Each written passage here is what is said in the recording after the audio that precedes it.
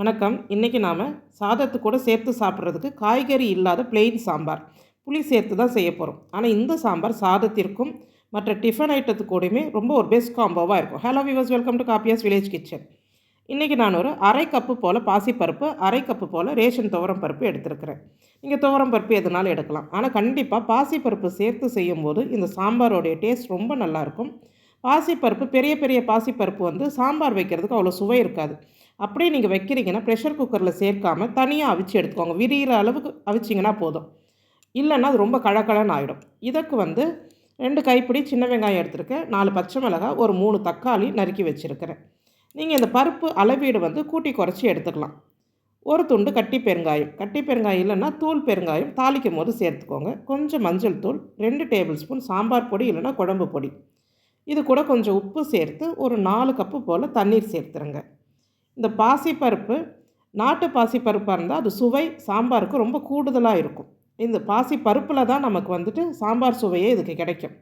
இதையே நீங்கள் கடையில் வாங்குகிற வெறும் துவரம் பருப்பு வச்சு கூட செய்யலாம் தான். ஆனால் எப்படி செய்தாலும் பருப்பு நல்லா குழைய வேக விட்டுறக்கூடாது. அந்த பருப்பு அந்த திரியாக தெரியணும். நம்ம அவிச்சு எடுத்தாலும் அந்த அளவுக்கு நீங்கள் ப்ரெஷர் குக் பண்ணிக்கணும், இல்லைன்னா தனியாக அவிச்சு எடுத்துக்கணும். இப்போ பாருங்கள், நான் கடைஞ்சி விடுறேன் கரண்டியை வச்சு. ஆனால் அந்த பருப்பெல்லாம் துகள் துகளாக தெரியுது. இதில் ஒரு அரை கப்பு போல் தண்ணியான புளித்தண்ணி, உங்கள் புளிப்புக்கு ஏற்ற மாதிரி புளித்தண்ணி சேர்த்துக்கோங்க. தேவையான அளவுக்கு தண்ணீர் சேர்த்துக்கோங்க. இந்த மாதிரி பிளெயின் சாம்பார் வைக்கும் போது சுடு தண்ணி சேர்த்துக்கிட்டால் நல்லா இருக்கும். அதோடைய சுவை குறையாமல் என்ஹான்ஸ் பண்ணும் சுவையை. இதெல்லாம் சேர்த்துட்டு இந்த சாம்பார் நல்லா கொதிக்க விடணும். இந்த கொதிக்கிற தன்மையும் ரொம்ப முக்கியம். பிளெயின் சாம்பார் வைக்கும் போது புளி, அந்த மிளகாய்த்தூள் வாசனை எல்லாமே அந்த பச்சை ஸ்மெல் போய் அந்த சாம்பார் இந்த நுரையெல்லாம் அடங்கி, இந்த வெள்ளை வெள்ளையான நுரையெல்லாம் தெரியக்கூடாது. அந்த நுரையெல்லாம் அடங்கி இந்த அளவுக்கு நல்லா கொதிச்சிருக்கணும். இதுதான் பர்ஃபெக்டான டைம் தாளித்து சேர்க்கறதுக்கு.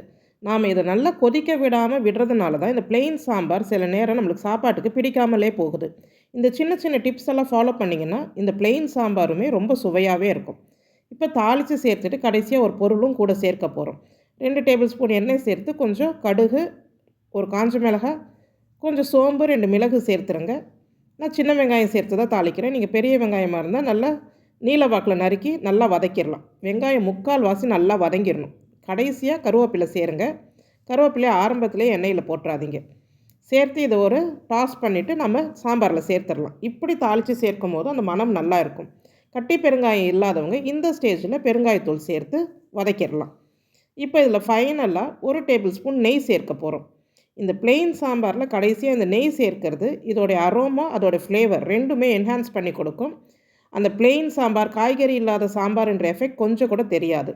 சாதத்து கூட சாப்பிட்றதுக்கு நல்லாயிருக்கும். திரும்ப திரும்ப செய்ய தோணும். டிஃபன் ஐட்டம்ஸ் கூடவே ரொம்ப சுவையாக இருக்கும். செய்து பாருங்கள். பிடிச்சிருந்தால் காப்பியாஸ் வில்லேஜ் கிச்சன் சேனலை லைக் பண்ணுங்கள். நன்றி.